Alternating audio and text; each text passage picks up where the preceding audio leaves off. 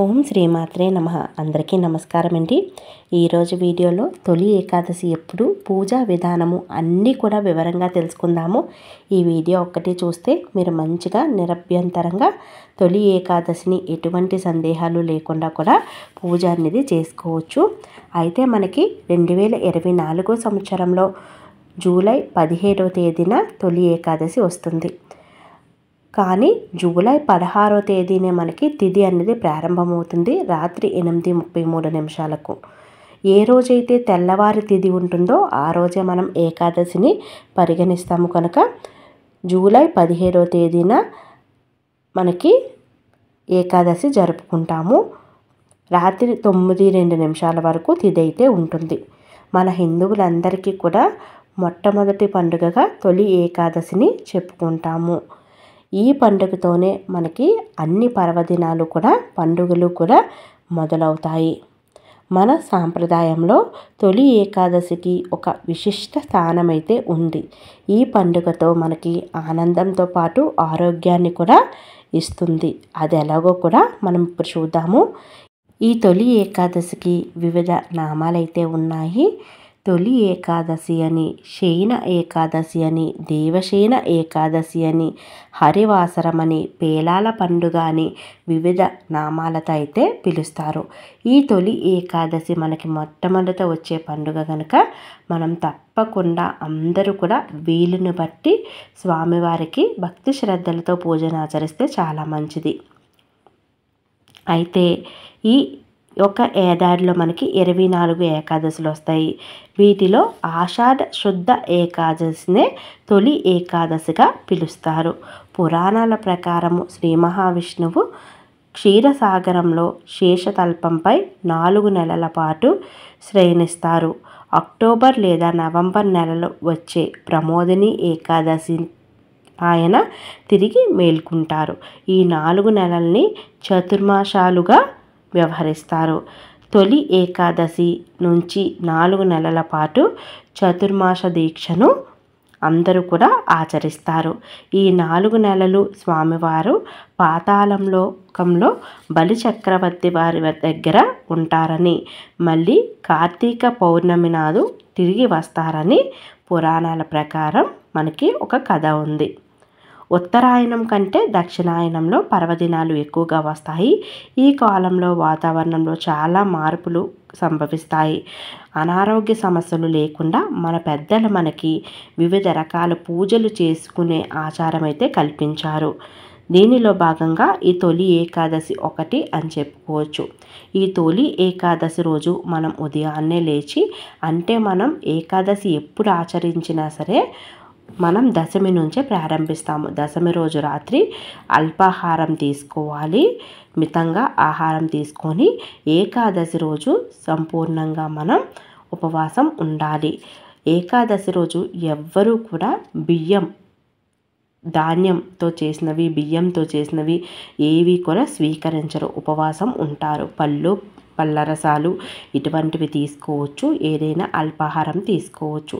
ఎందుకంటే మొర అనే రాక్షసుడు బియ్యంలో నిక్షిప్తమై ఉంటాడని, అందువల్ల అనారోగ్య సమస్యలు వస్తాయని బియ్యంతో చేసినవి ఏవి కూడా స్వీకరించరు.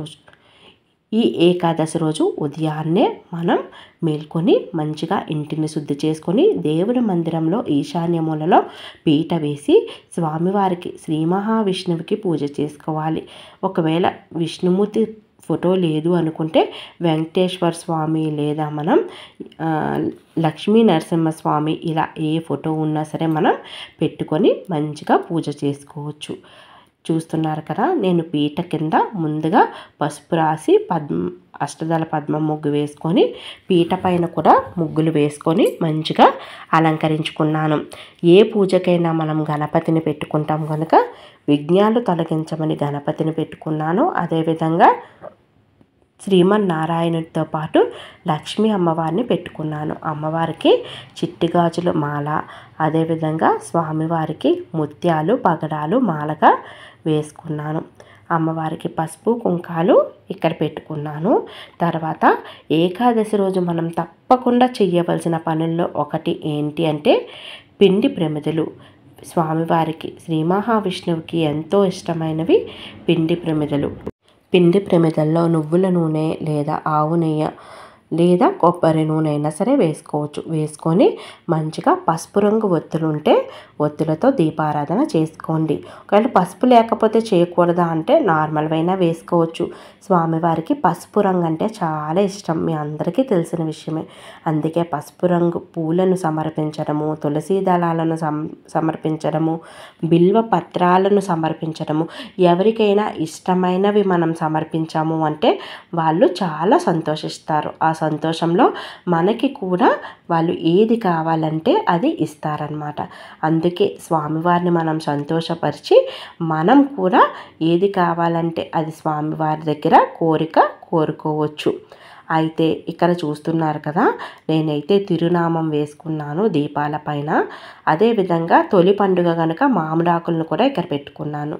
స్వామివారికి పసుపు రంగు పుష్పాలతో మాల, తులసి దళాలతో మాలను సమర్పించాను. వీలైతే తప్పకుండా తులసి దళాలతో మాల వేయండి.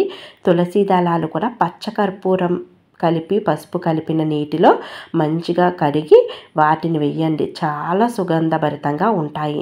ఇక్కడ నేను దీపారాధనలో జవ్వాది అదేవిధంగా పచ్చకర్పూరము పీట పైన కూడా వేసుకున్నాను. స్వామివారికి సువాసన భరితంగా ఉన్న అందంగా అలంకరించిన చాలా ఇష్టమంట. అందువల్ల మన వీలుని బట్టి మనకి తోచినంతలో మనం చేసుకోవాలి. ఇక ఈ ఏకాదశికి ఒక తిథికి సంబంధించి ఒక కథ కూడా ఉంది. అదేంటి అంటే అది కృతాయుగంలో మొరాసురుడనే, ఇందాక చెప్పాను కదా మొర అనే రాక్షసుడని, ఆ రాక్షసుడు అనమాట. మొరాసురుడనే రాక్షసుడు బ్రహ్మ వరంతో దేవతలను ఋషులను హింసించేవాడంట. ఆ రాక్షసుడితో విష్ణుమూర్తి 1000 సంవత్సరాలు 1000 ఏళ్ళు పోరాడారంట. అయినా సరే జయించలేక అలసిపోయి ఒక గృహలో విశ్రాంతి తీసుకుంటూ ఉండగా శ్రీ మహావిష్ణువు శరీరం నుంచి ఓ కన్య ఆవిర్భవించి ఆ రాక్షసుడిని అంతం చేసిందంట. ఇందుకు సంతోషించిన ఆ శ్రీ మహావిష్ణువు ఆ కన్యను వరం కోరుకోమనగా తను విష్ణుప్రియగా లోకం చేత పూజలు అందుకోవాలని వరం కోరుకుందంట. అప్పటి నుంచి ఆమె ఏకాదశి తిథిగా వ్యవహారంలోకి వచ్చింది. అప్పటి నుంచి సాధువులు భక్తులు ఏకాదశి వ్రతాన్ని ఆచరిస్తున్నారంట. ఇలా ఏకాదశి వ్రతాన్ని ఆచరించడం వల్ల విష్ణు సామర్థ్యం పొందినట్టుగా చెబుతున్నాయి పురాణాలు. అయితే ఈ ఏకాదశి రోజు ఎలా చేయాలి అంటే మనం ఏకాదశి ఉదయాన్నే మంచిగా స్వామివారికి పూజ చేసుకోవాలి, ఉపవాసం ఉండాలి. ఒకవేళ ఉండలేము, అనారోగ్య సమస్యలు ఉన్నాయి అనుకునే వాళ్ళు అల్పాహారం తీసుకోవచ్చు. అదేవిధంగా మనం ప్రతి వ్రతాలకి ఆచరించే నియమాలను పాటించాలి. ఉల్లి వెల్లుల్లి మాంసాహారము తినకూడదు, నేలపైన నిద్రించాలి, అదేవిధంగా బ్రహ్మచర్యం పాటించాలి. అన్నిటికన్నా ముఖ్యమైనది ఈ రోజుల్లో చేయవలసింది ఏంటి అంటే ఎవరిని కూడా ఏమీ అనకూడదు. మీరు ఒక్క మాట ఎవరినైనా దూషించినా, ఎవరి గురించైనా తప్పుగా మాట్లాడినా మీరు చేసిన పుణ్యం అంతా కూడా పోతుంది. ఇక్కడ చూస్తున్నారు కదా, ముందుగా విఘ్నేశ్వరుణ్ణి పంచోపచార పూజ చేసుకున్నాను. అనంతరం నేను అమ్మవారిని పూజించుకుని ఇక్కడ శ్రీ మహావిష్ణువుకి బిల్వపత్రాలు తులసి దళాలు సమర్పించి ఇంకొక పిండి దీపం ఉంది, అది కూడా వెలిగించుకొని పూజనైతే చేస్తున్నాను. అయితే ఈరోజు మరి ఏం చేయాలి అంటే మనం మంచిగా ఉపవాసం ఉండి రాత్రి నిద్రించకూడదు. ఏకాదశి రోజు ఉపవాసం ఎలా ఉంటామో అదేవిధంగా జాగరణ కూడా చేయాలి. చేసి మనం ద్వాదశి రోజు ఉదయాన్నే శ్రీ మహావిష్ణువు ఆలయానికి వెళ్ళి ఇంట్లో పూజించుకొని శ్రీ మహావిష్ణువు ఆలయానికి వెళ్ళి స్వామివారిని పూజించుకొని యథాశక్తి మళ్ళీ తిరిగి వచ్చి ఇంట్లో మనం ఉపవాసం విరమణ చేసుకోవాలి, దీక్ష విరమణ చేసుకోవాలి. తొలి ఏకాదశి రోజు మనం ఏం చేయాలి అంటే ఎవరికైనా భోజనం పెట్టడం వల్ల మనం అన్నంతో చేసినవి తినకూడదు, కానీ గుడిలో మనం పులిహోరలు, దద్దోజనము ఇటువంటివి ఏమన్నా చేసి ఎవరికైనా పెట్టొచ్చు. ఏకాదశి వ్రతం ఆచరించే వాళ్ళు అన్నంతో చేసినవి తినరు, కానీ నార్మల్గా భక్తులైతే మీరు ఇచ్చిన ప్రసాదం తీసుకుంటారు. అదేవిధంగా ఆవులను, గోమాతను పూజించడం చాలా మంచిది. ఏవైతే ప్రమిదలు ఉన్నాయో అవి మనం ఏకాదశి రోజు పూజ చేస్తాం కదా, ద్వాదశి రోజు వాటిని గోమాతకు తినిపించి అరటిపళ్ళు అవి పెట్టి అమ్మవారి ఆశీస్సులు పొందితే చాలా మంచిది. మంచి ఫలితాలన్నీ కలుగుతాయి. ఎవరికైనా భోజనం పెట్టగలిగితే భోజనం పెట్టడము, లేదా ప్రసాదాలు పెట్టడము, లేదా మనం ఎవరికైనా కలిగినంతలో సహాయం చేయడము, గోమాతను ఆరాధించడము, ఇటువంటివన్నీ కూడా మనకి ఏకాదశి వ్రతం ఆచరించే వాళ్ళకి చాలా మంచిది. బ్రాహ్మణులకి తాంబూలం సమర్పించడము, లేదా ఎవరికైనా స్వయంపాక దానం ఇవ్వడము, ఇటువంటివన్నీ కూడా మనకి ఏకాదశి రోజు చేస్తే చాలా మంచిది. మనం ఏకాదశి రోజు చేయమండి, ద్వాదశి రోజు ఉపవాసం విరమణ ముందు గుడికి వెళ్తాం కదా, గుడిలో స్వామివారిని దర్శించుకొని అప్పుడు మనం అక్కడ చేస్తే చాలా మంచిది. ఈ ఏకాదశి రోజు మనం నైవేద్యం ఏం పెట్టాలి అంటే వడపప్పు, పానకము, ముఖ్యంగా పేలాలు, జొన్న పేలాల పిండిని స్వామివారికి నివేదన చేస్తారు. ఎందుకంటే ఈ వర్ష ఋతువులో వేడిని కలిగించి ఆరోగ్యాన్ని మనకి ప్రసాదిస్తుంది అంటారు. గుడిలో కూడా మనకి ఇదే ప్రసాదాన్ని పంచిపెడతారు. ఇక వివిధ రకాలైన పండ్లు, పలహారాలు ఇవన్నీ కూడా మీ ఇష్టం. జొన్న పేలాలతో చేసిన పిండిని మాత్రం స్వామివారికి నివేదిస్తే చాలా మంచిది. చూశారు కదా, మనం ఈ విధంగా ఏకాదశి రోజు పూజ చేసుకోవాలి.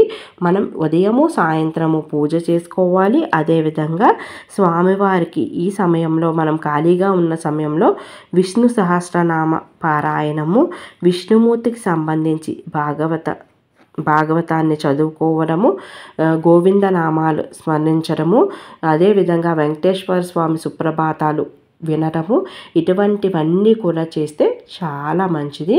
మీ అందరూ కూడా తప్పకుండా తొలి ఏకాదశి చాలా విశేషమైన ఏకాదశి. ఈ ఏకాదశిని అందరూ కూడా వీలైనంతలో ఆచరించండి. నేనైతే స్వామివారికి ముత్యాల హారతిని అయితే ఇచ్చాను.